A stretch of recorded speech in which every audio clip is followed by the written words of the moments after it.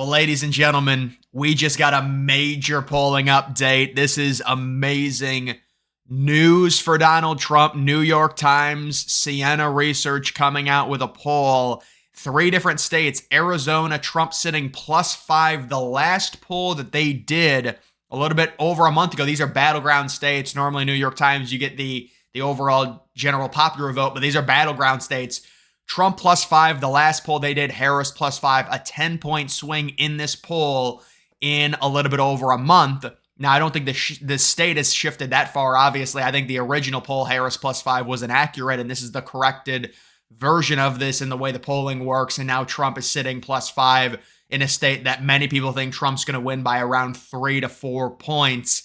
This is huge news from a liberal pollster. North Carolina, Trump sitting +2. The last poll had Harris +2. So Trump improves his performance there by 4 points. And then you also do have Georgia, Trump sitting +4. That maintains his 4-point lead that he had in the last poll that was done a little bit over a month ago. So you can see this is from September 17th to the 21st. Trump is sitting up in 3 major swing states with huge, great shifts for him. Arizona +5, Georgia +4, North Carolina sitting +2. This is amazing news. Normally, you don't see these battleground states break this far for Trump in terms of polling. But I do think at this point, we have seen the idea of possibly Harris shifting her focus from Arizona, from Nevada, more towards Georgia and North Carolina. I'm not saying they've totally given up Arizona, but it looks like Trump is trending right now to win Arizona. It also looks really good in Georgia. We've gotten several polls that have Trump up by 3-4 points in Georgia. Liberal pollsters coming out and admitting it. And even North Carolina, a state that certainly Trump won in 2020 and 2016. You would expect, as long as he performs as well as he did at least in 2020, which, I mean, it would be very surprising if he didn't based off of all of the numbers we're seeing and all the polls where he's way outpacing his 2020 numbers. It's not even close.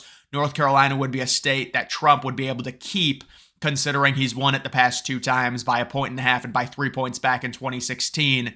These are amazing numbers. Certainly something I did not expect. You've got Emerson also coming out, finding Trump with the edge in most swing states. You've got Georgia, even Emerson saying Trump is up 3 in Georgia. Trump right now is the clear favorite in Georgia. I think it's pretty obvious, of that. I think he's also the clear favorite in Arizona. Emerson's got him up by a point in Arizona. That's within the margin, obviously. But if you factor in all the other Arizona polls, along with the rumblings, along with the voter registration, everything within the Harris campaign, Trump right now, Georgia and Arizona are trending in his direction. Wisconsin, Pennsylvania, they're obviously going to be very close. Trump sitting +1 in Wisconsin. Very bullish news for Trump, considering he seemingly always overperforms the polls in Wisconsin. This time, he'd only have to overperform the polls by maybe even less than a point, depending on what the average is with Real Clear Politics. But it's not like Harris is up by 4 or 5 right now, according to the polls in Wisconsin. He might not even have to overperform the polls in Wisconsin, depending on what happens,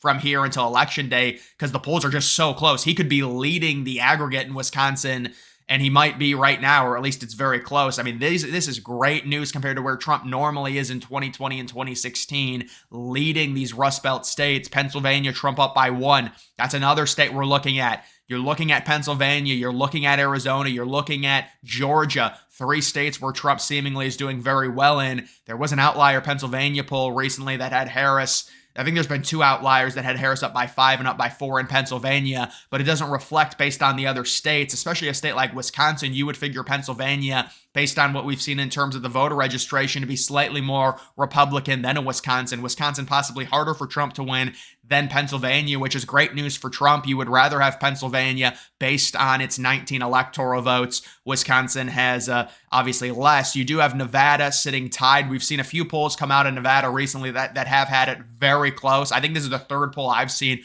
within the past week that's had Nevada tied. North Carolina, Trump sitting +1, and then Michigan, Harris +2. So yeah, this pretty much aligns up with what we're seeing, or what I've kind of seen recently. Now, Michigan at a certain point was trending towards Trump, but I do think out of the 3 Rust Belt states, Michigan is the hardest one for Trump to win, with Pennsylvania being the easiest, and then Wisconsin is another Rust Belt state I think Trump is going to win. Normally the Rust Belt votes together, but this could be an election where I could see potentially the Rust Belt, splitting to where Harris takes Michigan and then Trump takes Pennsylvania and Wisconsin, a trade Trump would certainly love to make, considering he's already trending and he should win both Arizona and North Carolina along with Georgia. North Carolina might end up being a little bit closer than Georgia, at least recently we've seen in the polls. It's very important to understand these are like 2-point, 3-point differences. I mean, these are within the error. So I mean, maybe he'll win North Carolina easier than Georgia, but recently we've seen the more positive Georgia polls than North Carolina. Nevada's been basically a tie. That's a state I think Trump is going to win based off of really, you factor in the polls in 2020, 2016. That was a more Democratic state. Now it's swung, and I think we're going to look back on that no tax on tips. That's a policy that Kamala Harris copied and then repeated at a rally in Nevada. That we're going to look back on that as a defining moment in Nevada. It's not that many electoral votes, but it still does matter because every electoral vote, you want, especially if you can get it, why not take it? So looking at all of these, I would say right now, Georgia's looking better and better for Trump every day. Arizona's looking better for Trump every day. Wisconsin looks good for Trump this election cycle. Pennsylvania looks very good for Trump this election cycle. Nevada looks to be basically a tie right now, which is a big improvement compared to where Trump was polling in 2020 and 2016. And especially now it's considered an official toss-up versus kind of being a Democratic lean. North Carolina looks like a slight Trump lean right now. Michigan looks like a slight Kamala lean. If I had to guess, this was polls taken from the 15th through the 18th, so 5 days later, relatively close to where we are. Now, the problem with these pollsters is when they'll release polls, they're polls that they did like a month ago. It's totally useless. It doesn't mean anything. Why would you do that? But you can see the Electoral College. This is a model that has Trump sitting at 291 right now. His odds to win sitting at 59%. So 291, I could understand something like that. I would say around 306 to 312, similar to a Hillary victory. You could even go more based off of some of the stuff we're seeing. We've got a poll out of Minnesota that's just, it is crazy. You won't believe what's coming out of Minnesota here. Let me actually go to that right now. But you can see this would be like Trump winning Georgia. I can see Trump wins North Carolina there. Or at least I think Trump wins North Carolina. Yeah, loses Virginia, wins North Carolina. And then when it comes to this, remember when Kamala had won the debate? Yeah, so I told this is what they were going to do. When it comes to these debates, they're so subjective, they're very partisan.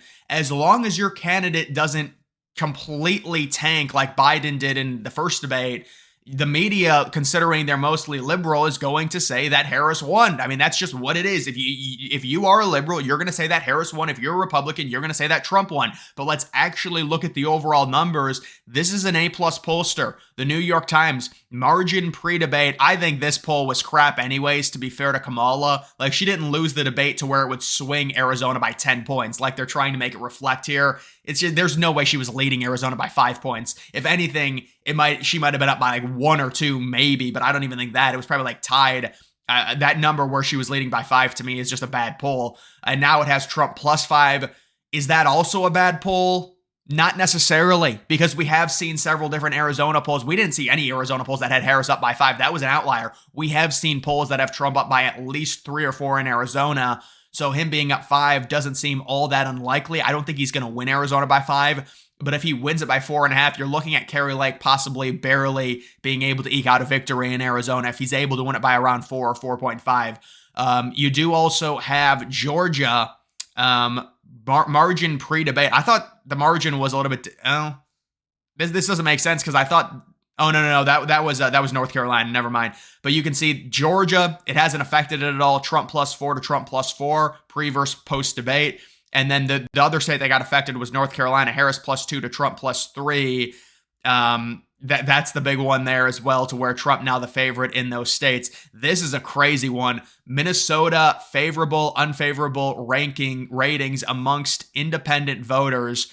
Trump is sitting -3. Harris is sitting -16. That is Minnesota independent voters. And that is what I've been saying. There is no way. See, that's the thing with these liberal polls. When you look at the internal numbers and it's got Kamala winning independents by 8 points, it's a disqualifier. It's not going to happen. She is very far left. Independent people do not vote for that. That's ridiculous. And they're trying to rebrand her. She's such a coward. She won't even admit herself. Her anonymous aides have to come out and say that, oh, she endorses the wall now. She actually doesn't want to ban fracking. She's had to change all of her beliefs to try and win a general election because this isn't California anymore. Now you have to win the Rust Belt. And now you have to, they come out, oh, she owns a gun and there's all this crap. But this is independent people in Minnesota, a more liberal state, that have Harris minus 16 in terms of approval, Trump only minus 3. That's a big difference, 13 overall points.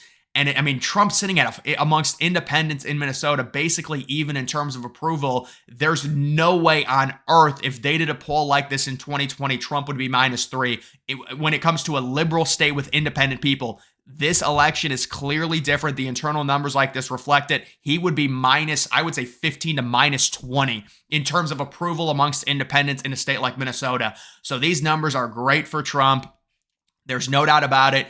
You can see Polymarket now updating their odds as they, it happens in real time with the betting. People, based on polls, they'll be able to bet, and you can see it on Polymarket.